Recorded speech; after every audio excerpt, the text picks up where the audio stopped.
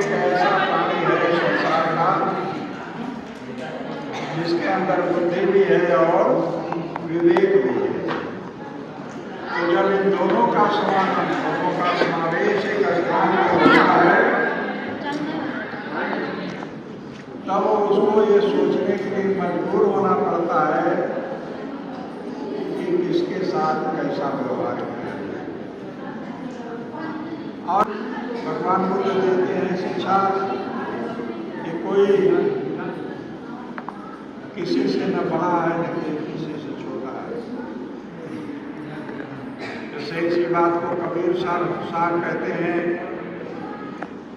एक है चाह में एक परमूतर, एक मास एक उदा, एक ही बात स्वयं को बावन को सुना। जितने भी महापुरुष हुए हैं सबने यही बात कहा है कि यहाँ पर सब बराबर है। और भगवान बुद्ध के दम में आम्रपाली गणिका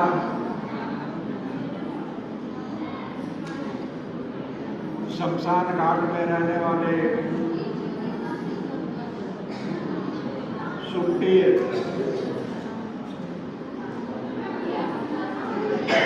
जीवक जैसे वैद्य, इन सबको भगवान बुद्ध ने अपने सामने स्थान दिया और सब बुद्धि और विवेक से एक चरमोत्कर्ष पर पहुंचकर अपना नाम इतिहास में अमर कर दिया। तो ये जो प्रशिक्षण, ये जो प्रवज्ञा 3 दिन की हो रही है, इसमें जो प्रशिक्षण का कार्य किया जाएगा उसको आप लोग कॉपी और पेंसिल से नोट करें ताकि वो भविष्य में भी आपको काम दे और आप भी दूसरे लोगों को भगवान बुद्ध की शिक्षाओं को दे सकें। बाबा साहब का दीक्षा दिवस धम्म विजय दशमी से जुड़ा हुआ। सम्राट अशोक धम्म विजय दशमी, ये वही दिन है जब सम्राट अशोक ने कलिंग युद्ध करके उसमें विजय को प्राप्त किया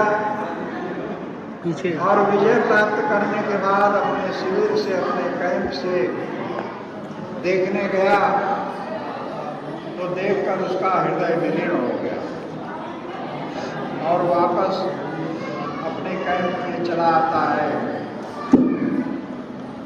सामने देखता है एक बौद्ध भिक्षु चले जा रहे हैं, उसे ज्ञान नहीं है कि ये बौद्ध भिक्षु है।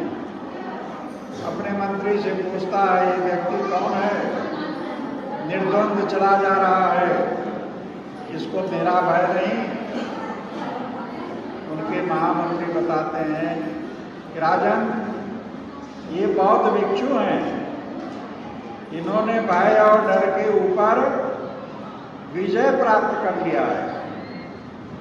अब इनको किसी का कोई भय नहीं, किसी का कोई डर नहीं।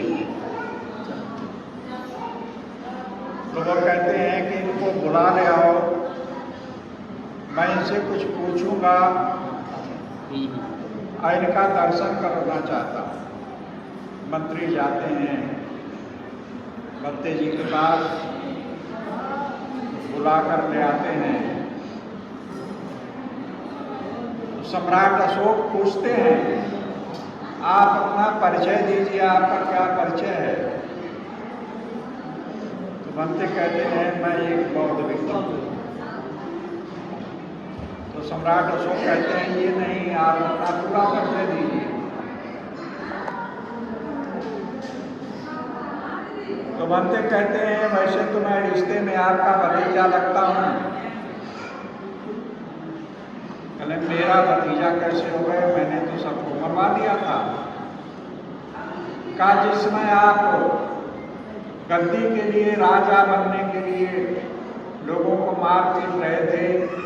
मेरी माँ गर्भवती थी, आँख बचकर निकल आई और मुझको जन्म दिया। मुझको जन्म देकर पढ़ाया और बौद्ध भिक्षु बना दिया। मैं इस प्रकार से आपका भतीजा हूँ। तो इससे सम्राट अशोक बहुत प्रभावित हुए। उन्होंने मोगलेत्य पुत्र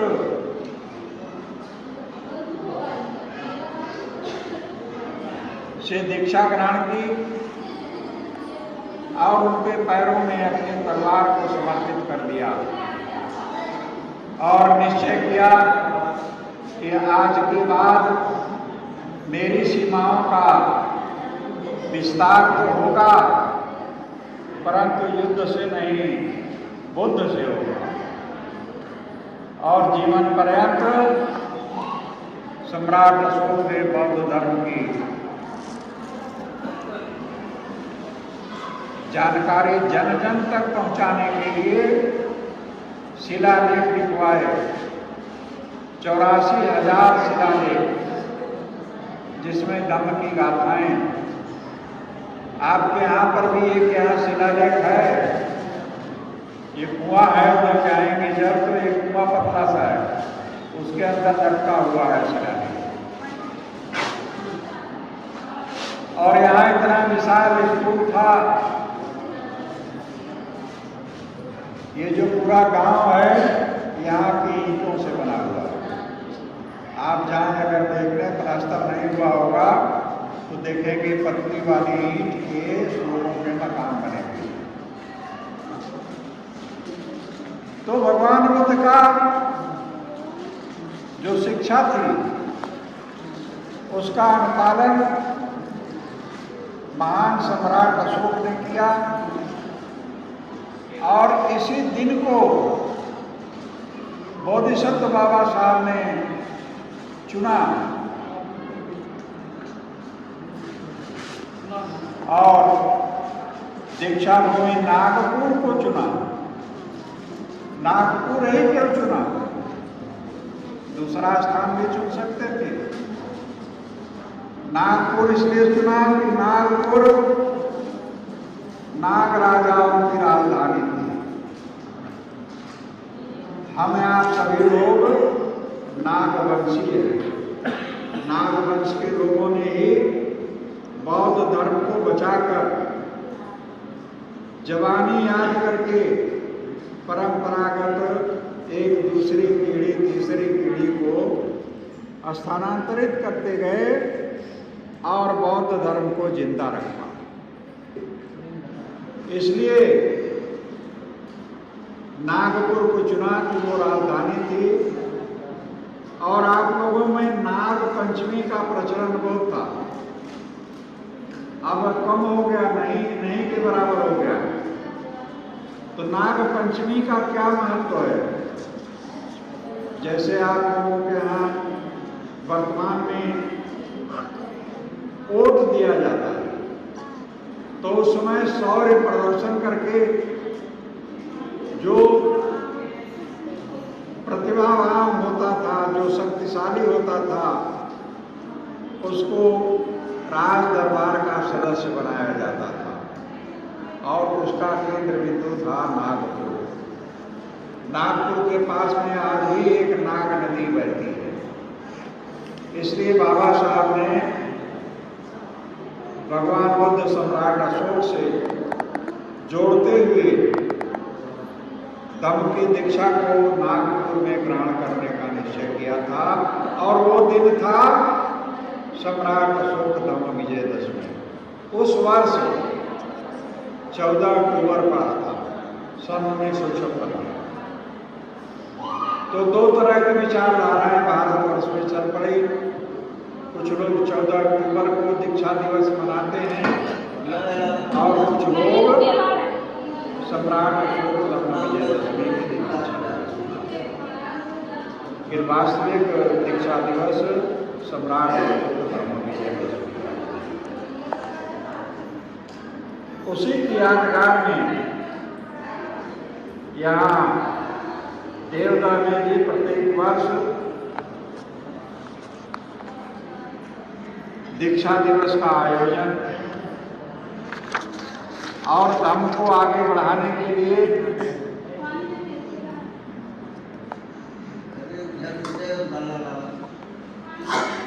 कुछ लोगों को सावध प्रवज्ञा देकर अपनी परंपरा को बनाए रखते हुए इसको और विस्तार देने का काम कर रहे हैं। निश्चित रूप से जब यह शुरू हुआ था,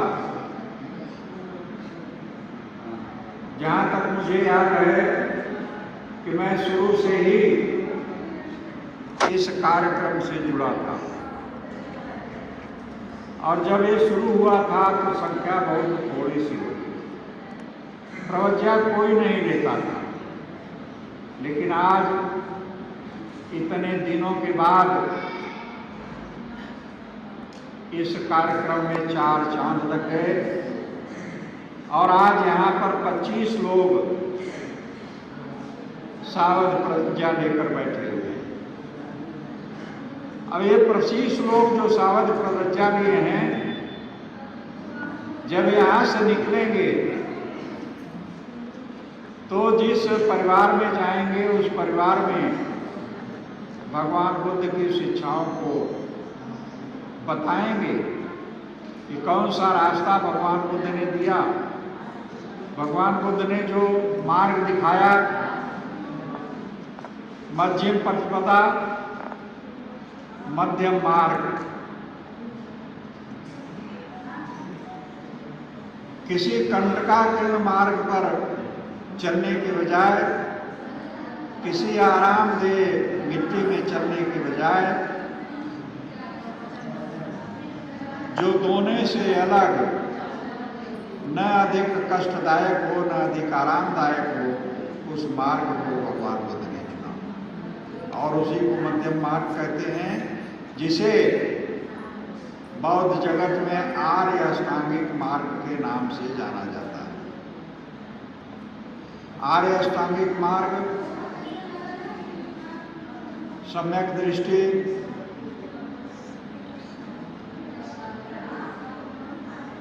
सम्यक कर्मांत, सम्यक वचन वाणी,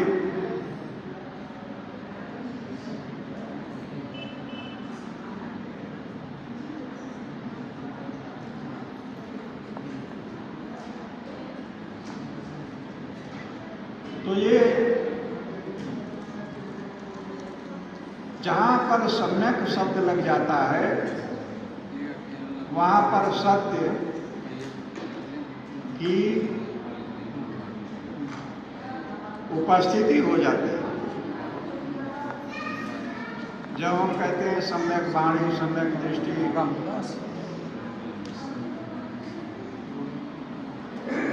सम्यक संकल्प,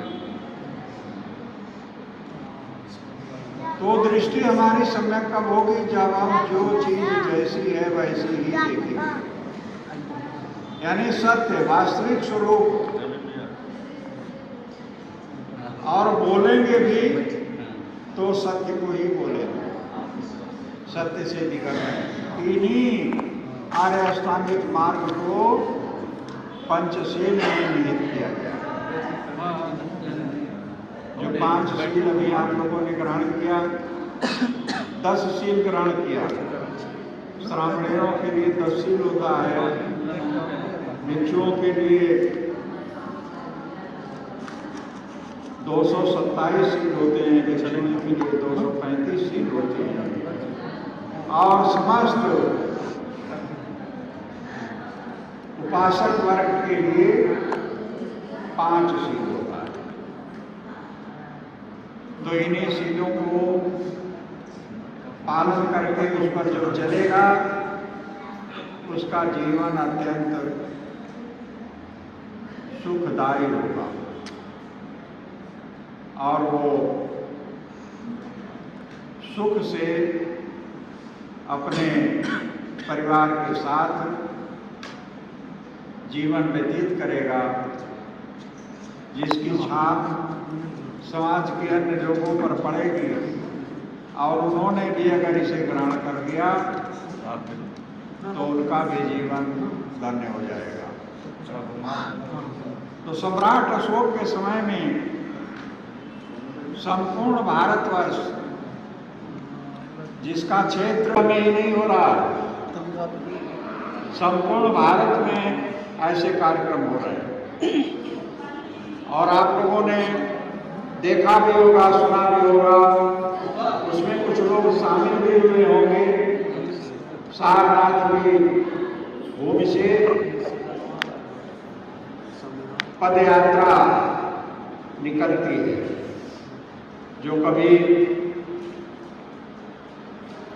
श्रावस्ती जाती है, कभी लुम्बिनी जाती है। इस वर्ष 20 नवंबर को शुरू होगी और संकिसा के लिए प्रस्थान करेंगे।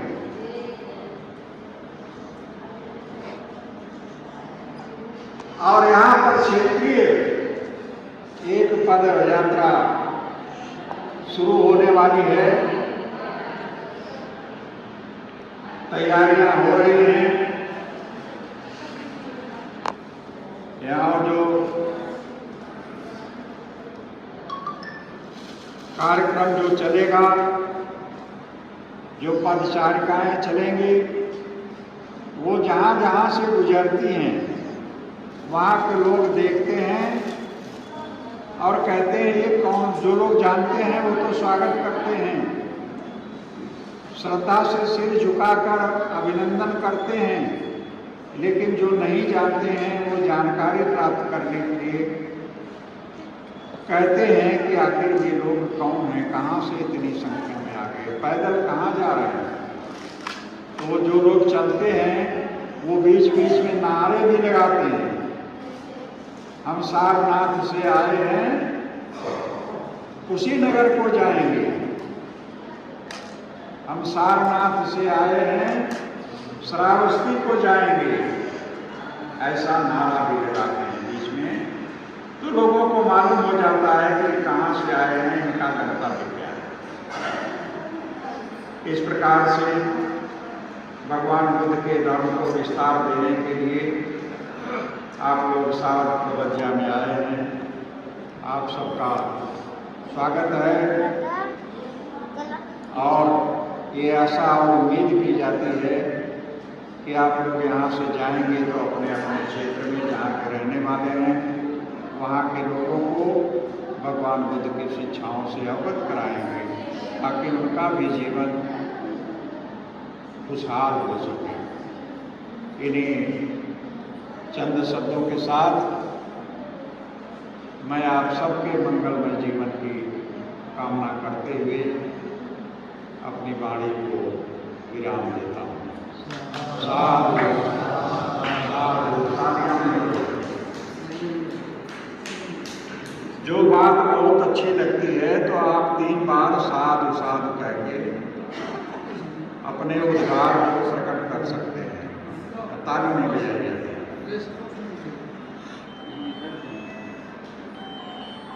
तो